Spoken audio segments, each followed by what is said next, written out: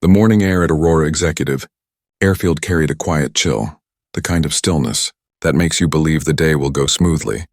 But what unfolded next would become a 20-minute reckoning that turned an entire corporation upside down. A man named Daniel Carter stood on the glistening tarmac, briefcase in hand, suit pressed to perfection. He wasn't there to impress anyone. He was there because he owned the right to be. Yet to the people watching him approach the sleek silver Falcon X9 private jet, ownership didn't matter. They saw something else entirely. "Sir, this area is restricted," a security guard called out, his tone firm but polite enough to sound professional. "This jet is for VIP clients only. I'll have to ask you to step back." Daniel paused. His boarding pass fluttered in the morning breeze, the name printed boldly across it. He belonged there. But belonging, as he would soon discover, was not something everyone was ready to grant. Within 20 minutes, reputations would crumble, careers would end, and the entire aviation industry would begin rewriting its policies on discrimination. But for now, it began with one man's calm patience standing face to face with arrogance dressed in authority. Have you ever been underestimated in a place you were meant to lead? That was Daniel's story. He took a measured step forward, the sunlight bouncing off his polished shoes. Behind him, expensive cars idled, sleek machines waiting to carry passengers who never had to prove their worth. Ahead, a gleaming aircraft that cost $50,000 per hour to charter, and standing between him and his seat were people who had already decided who he was. Without ever asking his name, the gate agent appeared next. Clara, clipboard in hand, designer scarf fluttering against the breeze. She wore the polite smile of someone used to control, but it slipped the moment she laid eyes on Daniel. "Excuse me," she said, voice tightening.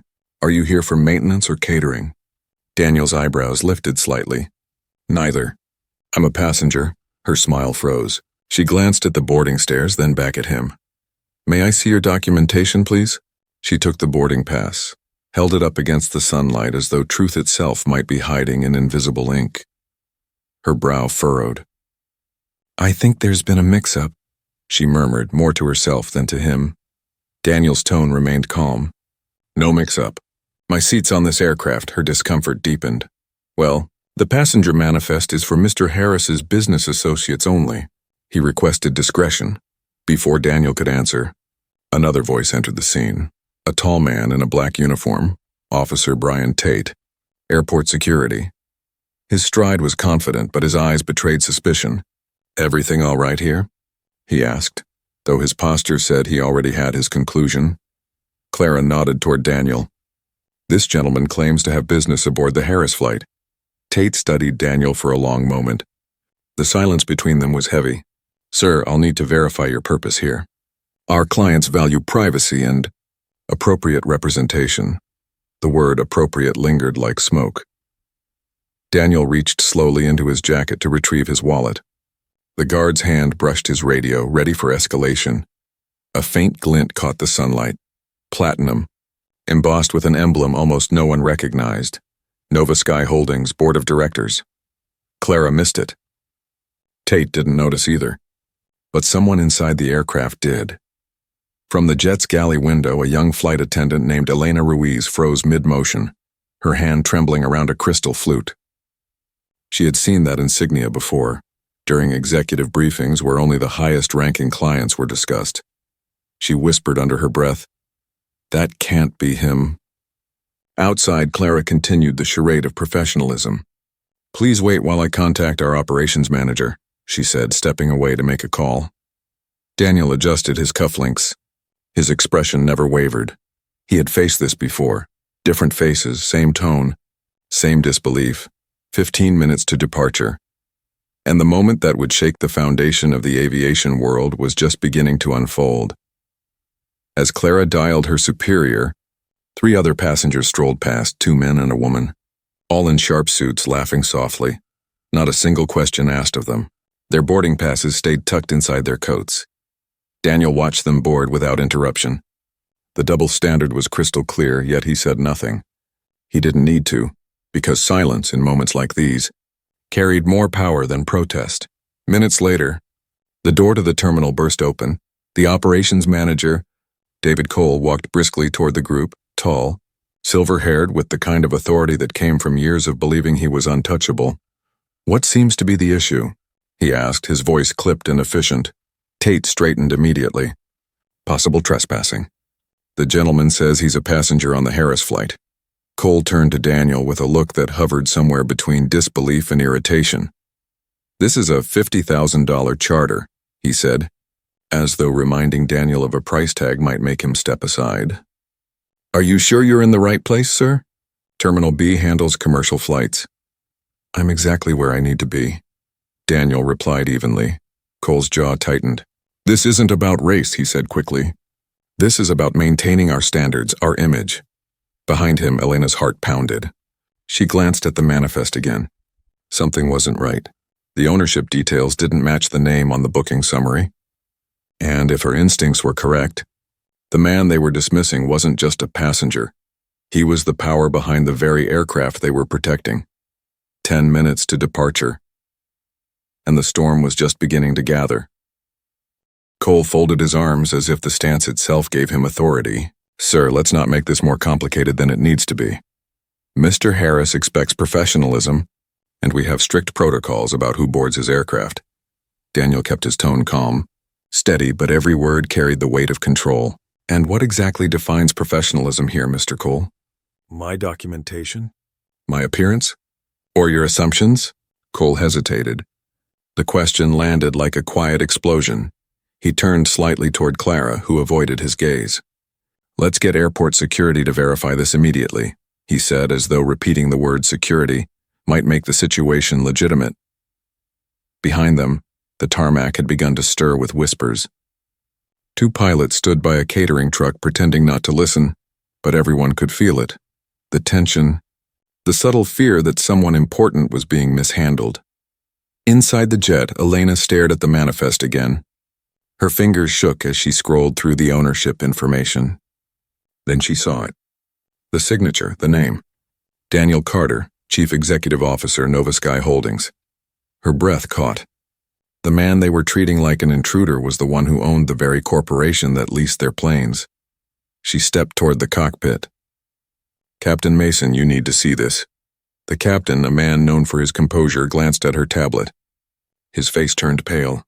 "This can't be right," he whispered. "If this is accurate, then that man—" "Yes," Elena said, her voice barely above a whisper. "He's not a passenger. He's the boss." Outside, Daniel stood surrounded by officials who still thought they had control. Officer Tate adjusted his stance, radio in hand. "Sir, for everyone's safety, I'll need to verify your ID again." "Please don't take offense, it's just protocol." Daniel handed it over without a word. His movements were calm, deliberate, the kind that made people second-guess their assumptions. Clara leaned toward Cole. "He's too calm," she whispered. "People don't act like that when they're lying." Cole ignored her. "Let's proceed carefully. We can't have a scene. Mr. Harris is watching from the terminal." Sure enough, through the glass, Richard Harris, CEO of Harris Global Industries, stood watching with a mix of annoyance and entitlement. He checked his watch, then gestured impatiently toward the jet. The power dynamic was about to flip, but he didn't know it yet. "Officer, handle this quietly," Cole said under his breath. But quiet was no longer an option. Phones were out. Cameras were rolling. The sight of a well-dressed black man being questioned while others boarded freely had already caught attention. Elena burst from the aircraft door, breaking the unspoken rule of silence. "Mr. Cole," she said breathlessly, "you need to look at this manifest right now." Cole frowned. "We're handling the situation. Please return to your duties." "Sir, with respect, I think you're making a huge mistake." Richard Harris stepped down from the jet, irritation sharp in his voice. "What's going on?" "We're behind schedule." He looked at Daniel and paused, confusion crossing his face. "Who is this?" Cole replied smoothly. "An individual attempting to board your flight without proper authorization. We're resolving it." Harris studied Daniel for a moment, then smirked. "Ah, I see. Must be a mix-up. Let's not hold up real clients." The words hung in the air, slicing through the moment. Real clients. Daniel met his gaze with quiet composure. "You might want to rethink that sentence," he said softly. But Harris had already turned away. "Officer, please escort him off the tarmac. We've wasted enough time. Tate nodded, signaling 2 more guards. The circle began to tighten. Elena tried one last time. "Mr. Cole, I'm telling you, that man—" Cole's voice snapped. "Enough, Ms. Ruiz. Return to your position before I file a report." She fell silent, but her eyes stayed on Daniel. She knew what he was about to do. As Tate reached for Daniel's arm, he spoke for the first time with unmistakable authority. "Before you make another move, officer, I'd like you to confirm something for me." His voice carried across the tarmac, clear and measured. The crowd hushed. "Do you know who owns this aircraft?" Cole's confidence faltered. "Mr. Harris leases it from Pinnacle Charter." "Correct," Daniel said. "And do you know who owns Pinnacle Charter?" Cole blinked. "Why would that matter?" "It matters," Daniel said, pulling his phone from his pocket. "Because Pinnacle Charter is a subsidiary of Nova Sky Holdings. And I am the CEO of Nova Sky Holdings." A silence fell so deep that even the wind seemed to pause. Harris frowned, forcing a laugh. "That's ridiculous. I've worked with Pinnacle for years. I'd know if they'd changed ownership." Daniel scrolled through his phone, opened a document, and turned the screen for all to see. The company registration, dated just 2 months ago, bore the Nova Sky Holdings seal and his signature. "I think you've just discovered how little you actually know about the businesses you depend on," Daniel said quietly. Cole's face drained of color. Tate stepped back. Clara dropped her clipboard. The power in the air shifted. The entire field seemed to tilt in Daniel's favor, though he hadn't raised his voice once. He looked at Harris directly. "You spent 10 minutes trying to remove me from my own aircraft. Let's see what those 10 minutes cost you." The tension on the tarmac thickened until you could feel it pressing against your chest. Nobody moved. Nobody breathed. Every person who had doubted Daniel now stood frozen, trapped between disbelief and fear. Richard Harris broke the silence first. "This is absurd," he said, forcing a laugh that didn't sound convincing. "Even if that's true, I'm still the client here. You can't just—" Daniel's tone was steady, quiet, almost too calm. "You're right, Mr. Harris, you were the client. But as of right now, you're a guest standing on an aircraft owned, operated, and managed by my company. So I suggest we clarify a few things before you continue speaking." Harris's smirk vanished. The other passengers who had ignored Daniel earlier were watching through the terminal window, faces pale. The entire exchange had become a public spectacle. Cole stepped forward, desperate to regain control. "Mr. Carter, if you'll just give us a moment, we can clear this up privately. There's no need to involve anyone else." Daniel shook his head. "No, there's every need. You didn't want privacy when you called for security. You didn't whisper when you questioned whether I belonged here. Now you can explain yourselves in the same volume." Elena, still standing by the aircraft door, lowered her eyes in quiet satisfaction. She had known this was coming, and she'd been right. Tate's radio crackled softly, but he didn't move to answer. His hand hung uncertainly by his side. Daniel's phone buzzed in his hand. He answered immediately, his voice calm. "Yes, this is Daniel Carter. I'm standing at Meridian Executive Airfield. Could you please confirm ownership of aircraft registration? AXL 771. Everyone heard the reply, clear, professional, and unmistakably authoritative. "Yes, Mr. Carter. That aircraft is registered to Nova Sky Holdings under your executive authority. Is there an issue, sir?" Daniel smiled faintly. "Not anymore."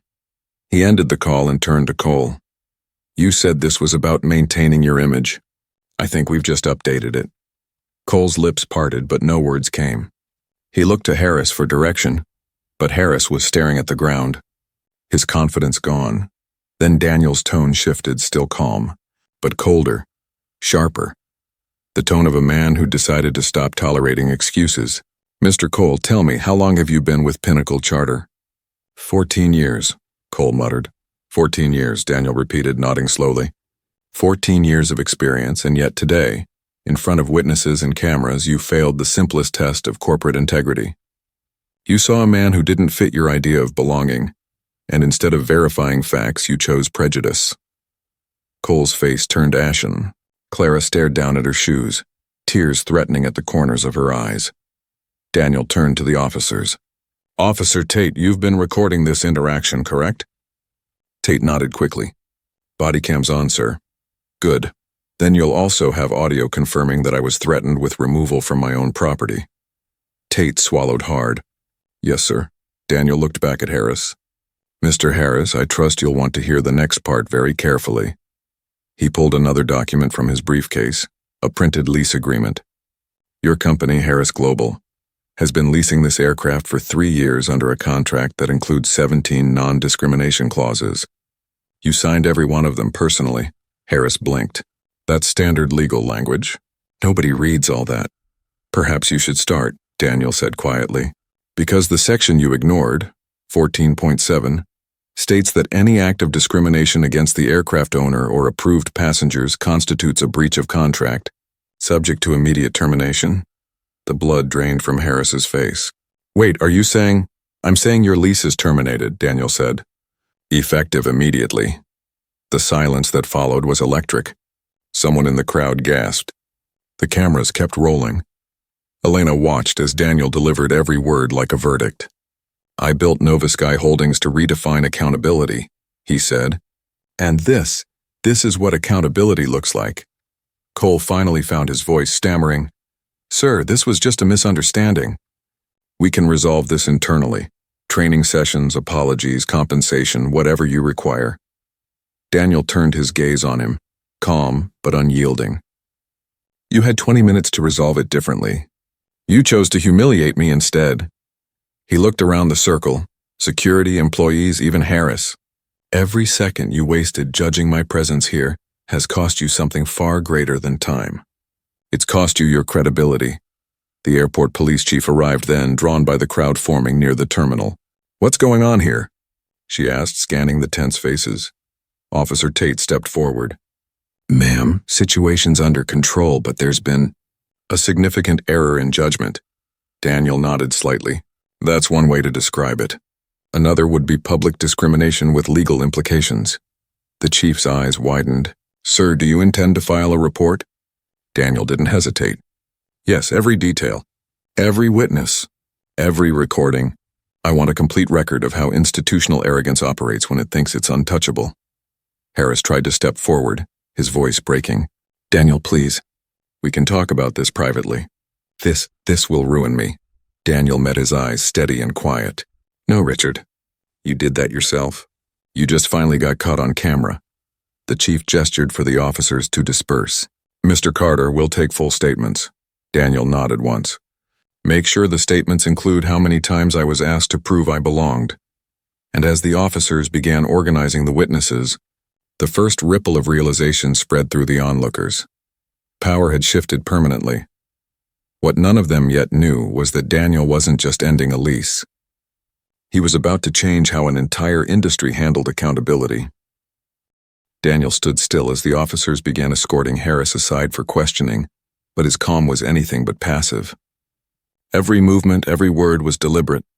The cameras still recorded and he wanted every second preserved. Cole rubbed his temples. Sir, you have to understand, we didn't know who you were. This wasn't intentional. Daniel's reply came like a blade wrapped in silk. That's exactly the problem. You shouldn't have to know who someone is to treat them with basic respect. He turned to the chief of airport police. I want the full recording sent to the legal division of Nova Sky Holdings within the hour. There will be multiple civil rights filings, and I intend to ensure this incident becomes the example that fixes an entire system. The chief nodded firmly. Understood, Mr. Carter. Clara stepped forward, her voice trembling. Mr. Carter, I wasn't trying to offend you. I was just following the company procedures. Daniel's tone softened slightly, though the edge of truth remained. Ms. Clark, your procedures are exactly what I'm about to change. Because when discrimination hides behind protocol, it's not procedure anymore. It's prejudice with paperwork. Cole looked like he'd aged 10 years in 10 minutes. What happens now? He asked quietly. Daniel regarded him with a steady gaze. Now the people who built systems like this learn what accountability feels like. His phone rang again. He answered immediately. A calm female voice came through the speaker, firm and composed. Mr. Carter, this is Patricia Hale, interim CEO of Pinnacle Charter. I've just been informed there's been a situation at Aurora Executive involving our staff and you. Good morning, Patricia, Daniel said evenly. You're on speaker. Everyone here might as well hear this. Hale didn't hesitate. Mr. Cole, Officer Tate, Ms. Clark, please understand you're speaking with your ultimate employer. Pinnacle Charter was acquired by Nova Sky Holdings last month in a $320 million transaction. Mr. Carter isn't just a client. He's your majority shareholder. The air vanished from the scene. Cole's mouth fell open. Tate straightened as if struck. Clara covered her face with her clipboard. Patricia continued, her voice steady. Daniel, I'll begin an internal investigation immediately. Please confirm whether you want the involved employees suspended pending review. Not suspended, Daniel said calmly. Terminated. Today. The policy is clear. Intentional discrimination is grounds for immediate dismissal without severance. Cole's knees seemed to buckle slightly. Please, sir, my family, you should have thought about that when you decided appearance was more important than truth, Daniel said. Every decision has a cost. You chose yours. Patricia's voice remained professional. Understood, sir. We'll execute the policy immediately. And Mr. Carter, would you like to make a public statement? Daniel glanced at the growing crowd of onlookers, the flashing phones, the whispering employees. I think the cameras already have. Patricia exhaled softly through the phone. Then consider this incident the formal beginning of the Nova Sky Equality Initiative. We'll implement the full anti-discrimination framework across every division, effective immediately. That's good, Daniel said, because I'm not interested in apologies. I'm interested in systems that don't allow this to happen again. The line went silent for a second. When Patricia spoke again, her tone carried weight. You always said change starts with exposure, Daniel. I think this qualifies. He ended the call and turned back to the group. You all spent 20 minutes questioning who had the right to stand on this tarmac. In that same 20 minutes, I used your arrogance to demonstrate what real authority looks like. The chief of police gestured toward the terminal. Mr. Carter, would you like to continue the report inside? Daniel shook his head. No, we'll stay right here. The place where they said I didn't belong is exactly where I'll set the record straight. Harris, who had been silent, finally spoke. His voice cracked under the weight of humiliation. You're ruining my business, Daniel turned toward him slowly. No, Richard. You ruined it yourself. I'm just ensuring the world sees it clearly. A ripple of murmurs spread through the crowd. The story had already begun its viral climb. Phones uploading, captions forming, outrage brewing. Daniel glanced at the pilot still standing at the stairs. Captain, how many flights are scheduled today under Pinnacle Charter? The captain hesitated. 17, sir. Ground them, Daniel said simply. All of them. Every aircraft in this fleet will remain on the ground until new equity compliance procedures are signed and acknowledged by every employee. No exceptions, Cole's eyes widened. That could cost millions. Daniel's expression didn't change. So did this moment. And that cost doesn't vanish just because you're uncomfortable paying it. He reached into his briefcase again and withdrew a single folder, thick with documents. This is the Nova Sky Reformation Plan. It's been in development for months. I didn't expect to deploy it like this, but today seems fitting. He opened it and handed a copy to the chief. Effective immediately, every Nova Sky subsidiary will adopt mandatory training, anonymous reporting channels, and monthly discrimination audits. Each violation will carry escalating penalties. Every quarter, performance bonuses for executives will include equity compliance metrics. Patricia's voice still lingered faintly from the call recording on his phone, echoing in the crowd's memory. People were already realizing that this wasn't just a reaction. It was a transformation that had been waiting for a trigger. Daniel turned his gaze back to the group of employees. You see, I didn't come here to fly today. I came to test a system, to see if the people representing my company understood what integrity means. And now I have my answer. He stepped closer to Cole. You said you value image. Well, now the world will see yours. The murmur of the crowd grew louder. People at nearby hangars had come out to watch. The ripple had turned into a wave. Daniel's words carried like thunder, calm but unstoppable. The next time someone like me walks across your tarmac, you won't see a threat. You'll see your future boss. The power structure that had ruled that airfield for decades had just been shattered, and everyone knew it. But Daniel wasn't finished. He hadn't just come to expose them. He had come to reshape them. The silence that followed was heavy, charged with a strange mixture of awe and disbelief. The men who had tried to humiliate Daniel now stood beneath the weight of a realization that would haunt them for years. Every witness, every employee, every bystander knew they were watching history take shape. Daniel didn't move immediately. He let the silence speak for him. Let every heartbeat stretch the moment until it became unforgettable. Then he said quietly, "You tried to make me small. You forgot that real power doesn't need permission to exist." He turned to Officer Tate. "Please ensure every person who witnessed this provides a full statement. I want transparency, not silence. The world needs to see how discrimination operates when it thinks no one will hold it accountable." Tate nodded quickly, his earlier arrogance replaced with uneasy respect. "Understood, sir. I'll collect every statement and submit copies to your office." "Good," Daniel said. "And make sure they include how many times I was told to step back. How many times I was assumed to be in the wrong place." He turned toward the crowd, his voice steady but carrying far. "For too long, professionalism has been a disguise for prejudice. That ends today." The statement struck like lightning. Even people from other terminals had gathered by now. Phones filmed from every angle. The airfield, once a fortress of quiet privilege, had become the stage for a public reckoning. Harris looked around helplessly.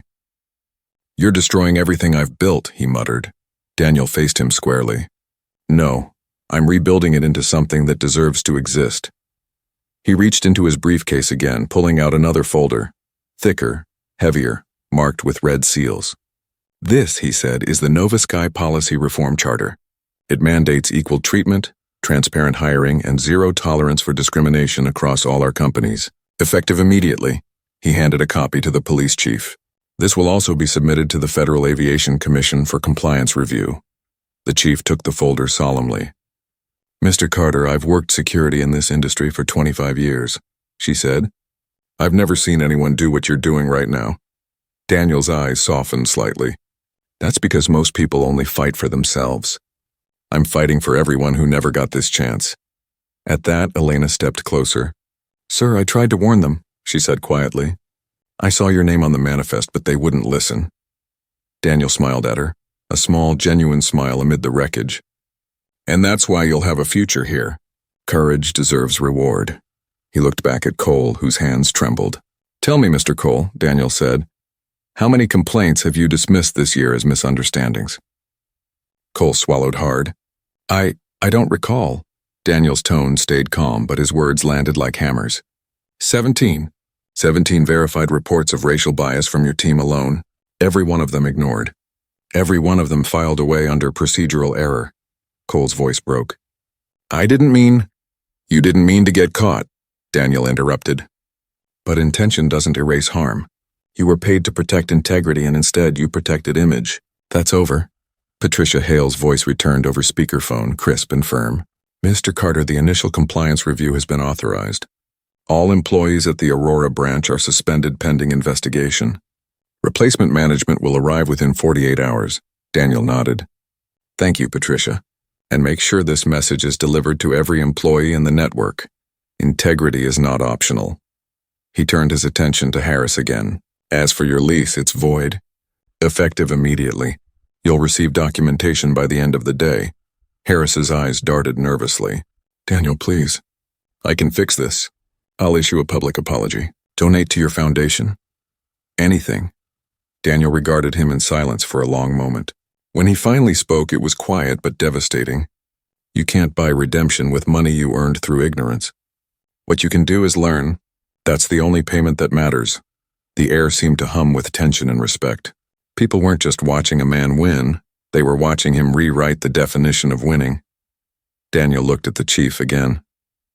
"Officer, please prepare a copy of your footage for public release. I won't hide what happened here. Change only happens when the truth is visible." "Are you sure, sir?" she asked carefully. "This will go everywhere." "I know," Daniel said. "That's the point." He turned toward the crowd. "For every person who's been told they don't belong, this moment belongs to you. You don't need permission to exist where you've earned your place." A murmur of approval spread through the onlookers. Some nodded. Some clapped softly. Others simply stood in stunned silence, processing the gravity of what they'd just witnessed. Daniel's phone buzzed again.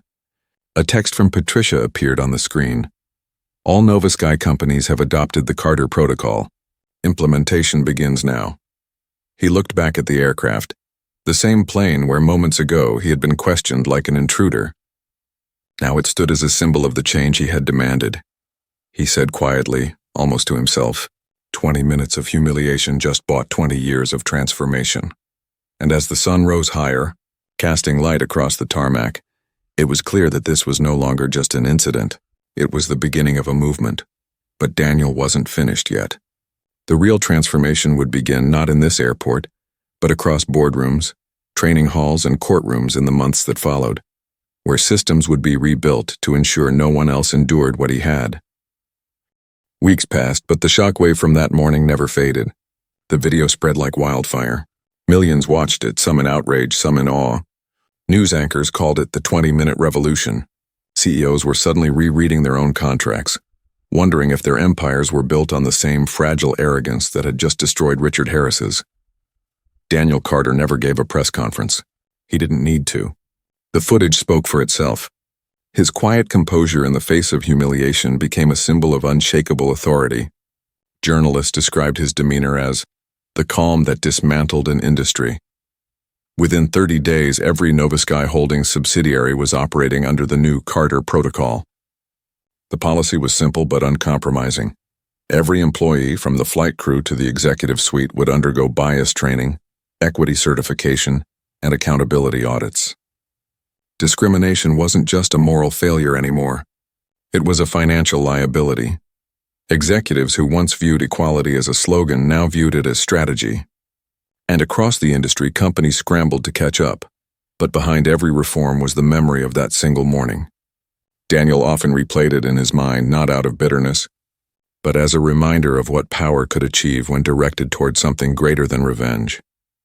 He visited the Aurora airfield again, 6 months after the incident. The once cold and exclusive space now looked transformed. New signage lined the terminal walls: equal service, equal respect, every passenger, every time. Employees greeted passengers with professionalism that finally felt genuine. Elena was now a senior flight officer. Cole's replacement, an executive with a record for diversity reform, approached Daniel personally when he arrived. "Mr. Carter, your changes saved this company," he said with humility. "We had no idea how broken we were until you forced us to see it." Daniel simply nodded. "You weren't broken," he replied. "You were blind. Now you're learning to see." Inside the corporate world, the Carter Protocol became a case study at Harvard, Yale, and Stanford. Business professors dissected it as a model of institutional transformation through ownership accountability. The core lesson was clear. Ownership wasn't about possession, it was about responsibility. And responsibility was what Daniel had demanded, not just from others, but from himself. When he took the stage at a global business summit later that year, the audience went silent before he even spoke. Cameras flashed. Every word he was about to say would shape how leaders across industries viewed justice and leadership. He began simply. "When I was told to step back, I realized something. People don't guard power. They guard the illusion of it. Real power doesn't come from privilege. It comes from the ability to change systems that fail people. I didn't buy companies for profit. I bought them to prove that equality can be structured, not requested." The audience erupted into applause, but Daniel raised a hand, silencing the room. His voice stayed calm, but every syllable carried purpose. What happened on that tarmac wasn't unique. It happens every day to people without cameras, without platforms, without leverage. They don't get 20 minutes to prove they belong. They get excluded quietly. My goal is to make sure those minutes never happen again. He paused, looking out across the crowd of CEOs, founders, and policymakers. We are measured not by how we rise when we are respected, but by how we respond when we are disrespected. I didn't fight them with anger. I fought them with the system they built, and I rewrote the rules. When he finished, the applause was thunderous, but Daniel's face stayed still. He wasn't basking in glory. He was already thinking about what came next. By the end of that year, Nova Sky Holdings had acquired 6 more aviation companies and implemented the same anti-discrimination structure across all of them. Within 12 months, reported bias incidents dropped to 0. Employees described their workplaces as safer, more inclusive, more human. And Harris, he sold what remained of his company and vanished from the public eye. His final statement to the press read only 3 words. He was right. As for Daniel, he founded the Carter Foundation, a program designed to help small business owners implement equity systems without waiting for crisis or scandal. Within a year, It had funded training programs in 43 cities and supported hundreds of cases against discriminatory corporations. One afternoon, Elena met Daniel outside a conference hall where he'd just finished speaking. "Sir," she said softly, "do you ever wish that morning had never happened?" Daniel smiled faintly. If it hadn't, nothing would have changed. Sometimes the world needs a moment of injustice to understand what justice looks like. She nodded, and for a brief second, they both looked toward the horizon, the same direction the Falcon X9 had once gleamed under the morning sun. The air was calm again, but it wasn't the same calm as before. It was the calm that comes after a storm has rebuilt the landscape. Daniel looked out across the sky and said quietly, "Power doesn't just expose people, it reveals them. And what you do with that revelation defines the kind of world you leave behind." The camera of time had stopped recording, but the impact of those 20 minutes still echoed across every runway, every boardroom, and every mind that had once believed silence was safety. Because that day, Daniel Carter proved something eternal. When prejudice meets patience backed by power, justice doesn't whisper, it takes flight.